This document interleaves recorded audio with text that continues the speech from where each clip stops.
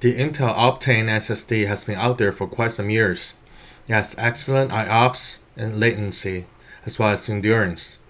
The only drawback, however, is its price. With the average NVMe costing only 10 cents per gigabyte, the Optane is still costing around $1 per gigabyte, even for its consumer models. Not to say it's costing a whopping $3 per gig for the P4800X Enterprise version. Samsung, however, came up with their answer. Let's meet the Samsung SZ985 SSD. It is a M.2 22110 form factor with a nice looking black PCB. It has a lot of capacitors to provide the power to the SSD to let it finish writing the data from cache to the NAND chips in case of a power loss. Let's pause here for a while. So it has a hynix controller and a 512 megabytes of DDR3 cache. So is this some kind of 970 EVO or PM981? Actually no. It was first spotted on OCP Summit in 2018 and no further information since then. Samsung claims it has a reading speed of 3200 megabytes per second and a writing speed of 2800 megabytes per second. If this does not impress you, it is rated for 30 DWPD, which stands for drive writes per day.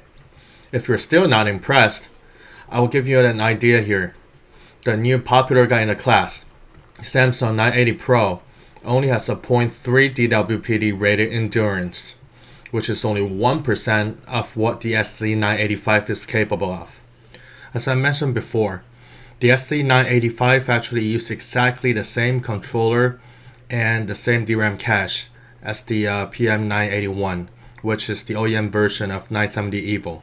So here, I have a 256 gig version of the PM981, which is the closest comparison I can find. The only difference here, however, is the PM981A uses a 96-layer TLC 3D NAND, while the SZ985 used something called Z-NAND. Samsung did not share much details of how the Z-NAND actually works, but they did mention it has ultra-low latency and very high endurance, which kind of reminds me of the SLC chips. So many reviewers out there just guess Samsung is somehow using MLC chips in SLC mode, or simply using some kind of SLC chip with a higher density. But that's just guesses. Samsung never actually confirmed these. Okay, enough said. Now it's time to put it to the actual test. So first I'm going to test it against its sibling, PM981. Again, they have exactly the same controller and the same memory cache. So the only difference is the different kind of NAND chips they're using. That will give us an idea of the magic of the Z-NAND. So first comes the ATTO-DIS benchmark. Since the smallest sector size allowed on the SZ981 is 4K, so let's start from 4K instead of 512 bytes. So here you can see they're performing about identical. That makes me question, is Z-NAND just some kind of fancy marketing term? So next comes the HD-Tune Pro benchmark. So SZ985 is showing a lead here from anywhere from 25% to 50%. And it's kind of synthetic. It doesn't show much of a bump or a drop. So both drives here saw preconditioned, which means I did 2 full cycles of random writes to it and then erase all the data. So as you can see, the SZ985 finished a little faster than the PM981. And then here comes the interesting part. Let's do the HD-Tune Pro file transfer test. Now things starts to get interesting. What is going on with the PM981? So since our PM981 is actually TLC based, and it used the SLC cache technology, which means it will use part of its TLC cache in SLC mode in order to boost the performance. However, as you can see here, it has about 12 gigs of SLC cache, and the write speed dropped to about 500 megabytes after it ran out of the SLC cache. But things are very different with the SL985. It has a very flat line of the write performance as it does not utilize the SLC cache, and the whole net on it is technically SLC. So the PM981 will be a very fast drive, but however, if you're doing like continuous write to it, the speed will drop significantly after it runs out of SLC cache, which is around 12 gigs in this case. However, the same thing does not apply to the SZ985. Since it's using Z-NAND instead of TLC memories, it has a very robust raw performance. And it does not have the problem of running out of SLC cache. The write performance remains very consistent no matter how much you write to it. So next comes to our AS SSD benchmark. Yes, I know it's not the best benchmark out there, but let's just run it for comparison. As you can see here, the SZ985 has much better 4K performance than its counterparts, and it finished the test much faster. Not to say it almost got double the score.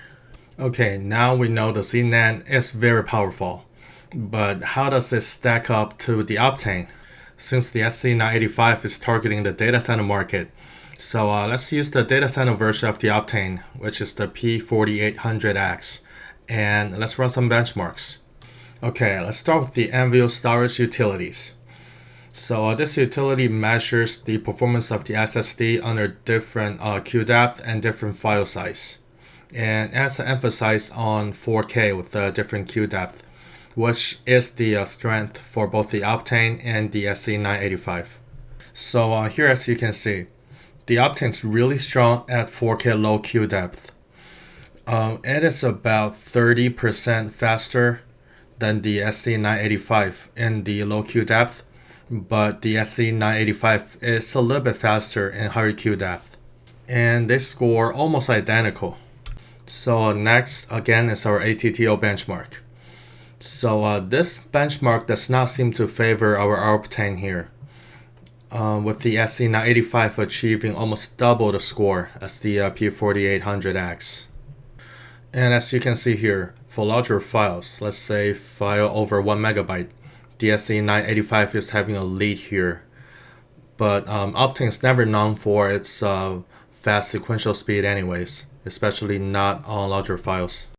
So here's the AS SSD benchmark. So again, we're seeing the same situation. Optane is a little bit faster in low queue depth, while the SZ985 is faster on sequential. So next, let's talk about some real usage of these drives. As we talked before, those are actually data center drives, and they're not meant for average consumers. So in a data center, it's very rare to do a large single file transfer. So what matters is the IOPS and the ability to transfer a lot of really small files and requests at a very high throughput. So next, let's look at the IOPS performance of the drives. So once again, we're running the ATTO benchmark here. However, instead of testing the sequential performance, we're testing for IOPS. Again, here we're starting with 4K, but we're doing a queue depth of 4. And once again, it seems the ATTO benchmark does not favor the Optane drive. It seems the SZ985 is almost faster in every way, generating more IOPS. So let's try something different. What about Crystal Disk Mark? So again, here we're testing for IOPS rather than sequential. And we're getting pretty similar results here. I mean, they kind of perform on par with the SZ985 faster in read IOPS, and the P4800X a little faster in write IOPS. But either of those are crazily fast compared to normal consumer SSDs. In fairness to Intel though, I'm not following their review guide on the Optane, as I think it might not be fair for other SSDs. Yes, I know the SSD will be refreshing data in the background, which would affect performance, but other NAND SSDs would do this as well. So if I power it on for 3 hours, I should power the other one on for 3 hours too. And this should still scales for about the same. And for the BIOS settings, I understand that there will be optimal settings that will generate the best performance numbers. However, I don't think it's actually realistic in a day-to-day use case to disable hyper-threading, EIST, and turbo mode, not to see C-state and P-state. So I'm not following the review guide on this part as well. But for the Optane, it's more of an ecosystem right now. There's a lot of software, firmware, and driver ecosystem for it. The IMDT, for example, stands for Intel Memory Drive Technology. It is basically a hypervisor layer between the OS and the actual hardware. It's gonna do like prefetch in the actual data and feed it to the memory. So it can kind of expand your physical memory with an SSD. And that's just one example.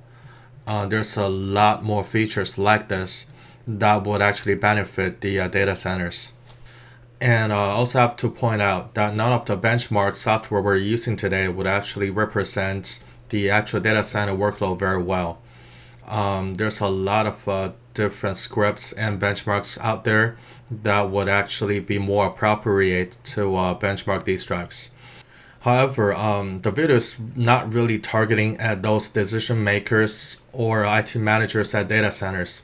I believe most audience is just watching this for fun or just checking out the weird drive that Samsung has.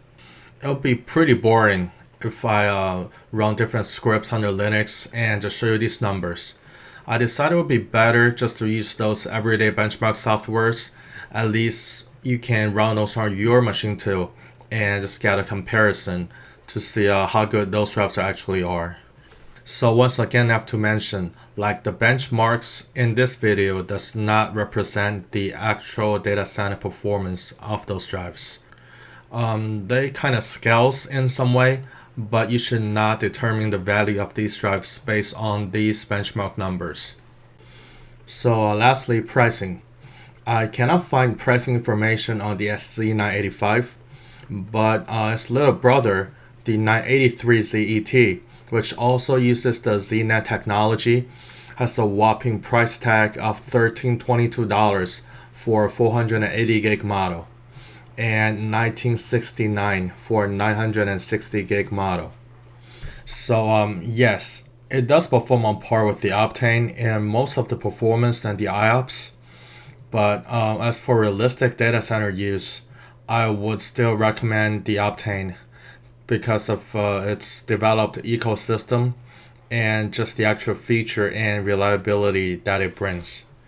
But generally, I do not recommend any home users or our audience to purchase either of them, as they're not intended for home or prosumer use. And even if you want to buy it, the SZ985 is not available to the public anyways. So that's it for today's video. If you like the video, please hit the like button. If you don't like the video, please comment below to let us know how we could make it better. You can support us by clicking on the links in the video description below. Yes, we have some actually good SSDs for you. We'll get a small commission to recoup some of our cost. Thanks for watching.